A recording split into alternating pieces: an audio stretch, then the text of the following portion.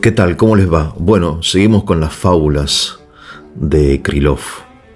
Y esta fábula es muy interesante, que toca un tema, creo yo, muy difícil de pensar y también de dominar, que es el tema del temor, del miedo. Pensemos, por ejemplo, en la situación reciente del COVID-19. Toda la humanidad estaba como contraída por el miedo.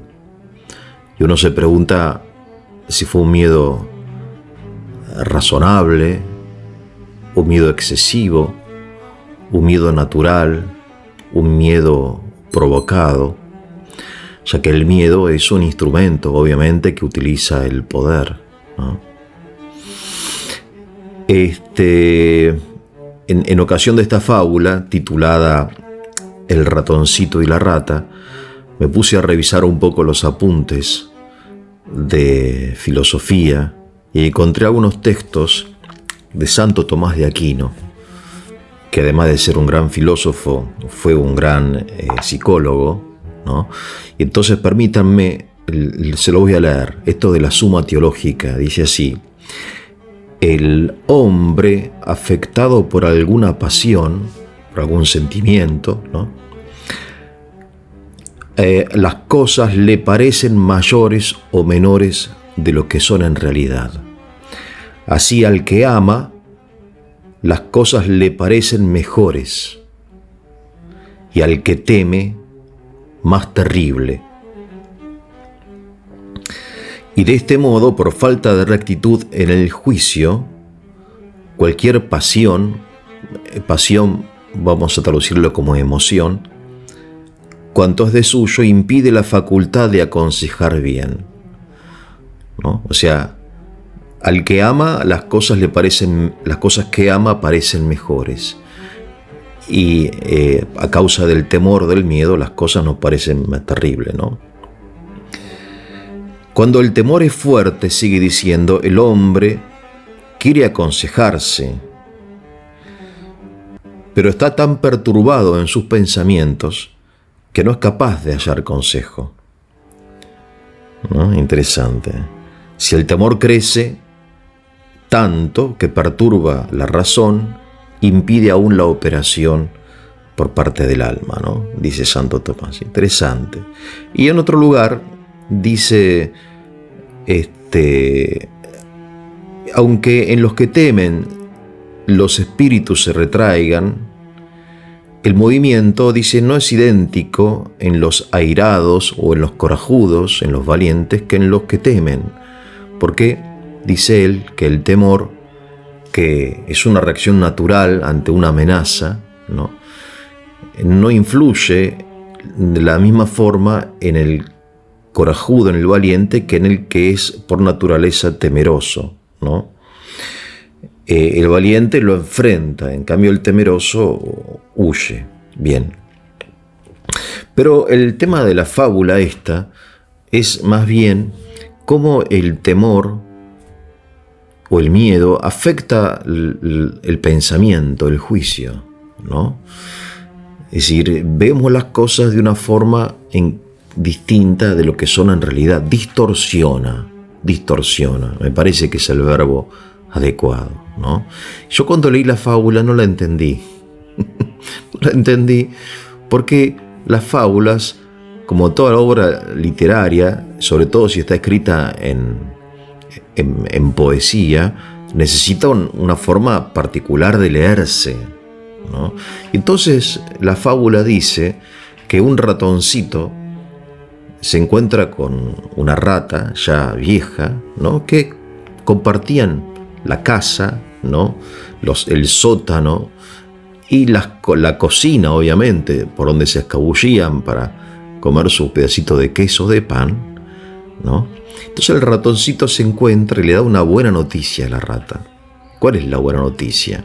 Es que el gato, que le hacía la vida imposible a los dos, pero sobre todo a la rata, que ya era más vieja, ¿no? Había sido atrapado por un león, ¿no? Por un león. Pero obviamente la casa en la fábula está en una selva donde hay gatos y leones. Bueno, pero la rata, después de muchos años de vivir perseguida por el gato, atormentada, amargada por la presencia permanente de esta amenaza que era el gato, había perdido la razón, ¿no? Y entonces le dice al ratoncito, no hay nada de qué alegrarse, le dice. Porque no es que el león atrapó al gato, sino que el gato atrapó al león. Porque no hay un animal más terrible en la selva que el gato, ¿no? Entonces, cuando yo leí por primera vez esta fábula, pensé, bueno, obviamente es una afirmación absurda, pero no entendía la moraleja. ¿Qué es lo que quería decir Krylov, ¿no? Y después, buscando los comentarios, ¿no? Ya que hay maestros de escuela y pedagogos que utilizan las fábulas con los niños, ¿no? Para enseñarles a pensar, introducirlos en el mundo del pensamiento. O sea, descubrí que lo que pasaba es que la rata estaba sometida ella misma, casi voluntariamente, por el temor al gato. De modo que el gato se le representaba a la rata no como un animal más, débil en definitiva en comparación con otros, sino como el gato, ¿no? Una especie de ser omnipotente capaz de comerse a un león, porque tenía el juicio, la rata, la mente, la inteligencia, distorsionada en forma permanente e irremediable, ¿no? Por la experiencia. En ella no tenía otra experiencia desde niña, digamos, ¿no? Siendo una biografía de la rata, toda su vida solamente había experimentado la amenaza del gato. Nunca había salido a la selva, nunca se había encontrado con un león o con un leopardo o con una víbora, no sé, que son mucho más peligrosas que el gato, ¿no? Falta de experiencia. También es interesante esto, verlo desde el punto de vista de la experiencia y cómo es importante, mediante el estudio de la historia o de la vida de los grandes hombres, ampliar nuestra propia experiencia y ver, por ejemplo, bueno, que en definitiva el COVID no es el fin del mundo, sino, por ejemplo, que es una epidemia más de las que, en fin, que en modo habitual, necesario, nos visita, ¿no? Porque somos parte de la naturaleza y así, etcétera. Pero hay situaciones, por ejemplo, en los estados totalitarios, ¿no? Casos de la Unión Soviética o de la actual China, una generación después de otra, ¿no? 70 años, 100 años de opresión. Entonces, el temor ya es parte de la psicología de las personas y tienen miedo. Miedo o bien al propio gobierno o miedo, por ejemplo, a Occidente, ¿no? Occidente es algo así como un monstruo omnipotente que se quiere comer a todo el mundo, ¿no? Y así, etcétera, ¿no? Interesante. O sucede también esto, los casos de domésticos, cuando una mujer durante muchos años es sometida por un hombre violento, ¿no? Y entonces está sometida psicológicamente, su juicio, su mente, no puede liberarse de ese miedo, ¿no? Y no se da cuenta que en definitiva ese tipo es un desgraciado, es un imbécil, ¿no? No, nada, no vale la pena tenerle miedo, no es una gran amenaza. Es que hay otras amenazas, ¿no? Porque de repente, aunque Krylov no lo dice, ahora la amenaza no es el gato, sino el león. Al león también le gustan los ratoncitos y las ratas, ¿no? Digamos que hay muchas,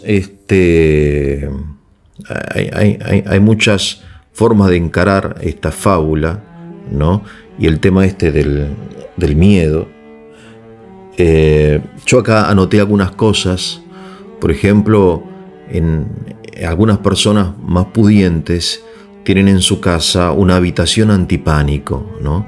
Porque se retraen, se quieren ocultar, y mediante esa habitación con paredes de acero y triple cerradura van a creen estar seguras o tranquilas, ¿no? Cuando el temor es irracional y muchas veces, más que retraerse, que es a lo cual nos lleva el temor, a la retracción, ¿no? A la contracción, dice Santo Tomás, lo que uno tiene que hacer es, en forma valiente, ¿no? Magnánima, enfrentarlo, ¿no? Cuando uno enfrenta el peligro se achica. Cuando uno huye del peligro, el peligro se agranda en nuestra imaginación, ¿no? Eso lo dice, ¿saben quién? Lo dice San Ignacio de Loyola en un texto conocido de sus ejercicios. Dice, cuando el enemigo, él habla del enemigo de la raza humana, ¿no? Dice, el enemigo, cuando ve que nos acobardamos, se agranda. Pero cuando ve que lo enfrentamos con valentía, se achica, ¿no? Se empequeñece, huye. Entonces, la prudencia nos indica muchas veces en qué situación de la vida tenemos que retraernos, es normal, ¿no? Por ejemplo, cuando una ciudad es asediada, ¿no? Por ejemplo, Troya, cuando fue asediada por los griegos, la gente se retrajo al interior de la ciudad, a la fortaleza, ¿no? A la habitación antipánico, para decirlo en forma actual. Pero, por otro lado, llega un momento en que la situación exige salir, abrir las puertas y salir a pelear contra los griegos, ¿no? Entonces hay un momento para retraerse y un momento para enfrentarse, ¿no? Pero bueno, los cobardes solo saben retraerse y los corajudos, muchas veces en forma quizá con falta de prudencia, solo saben enfrentarse, cuando la sabiduría nos enseña este doble movimiento. Bueno, conclusiones, consecuencias, enseñanzas son muy grandes que ustedes sabrán obviamente sacar mucho mejor que yo. Bueno, que tengan muy buen día.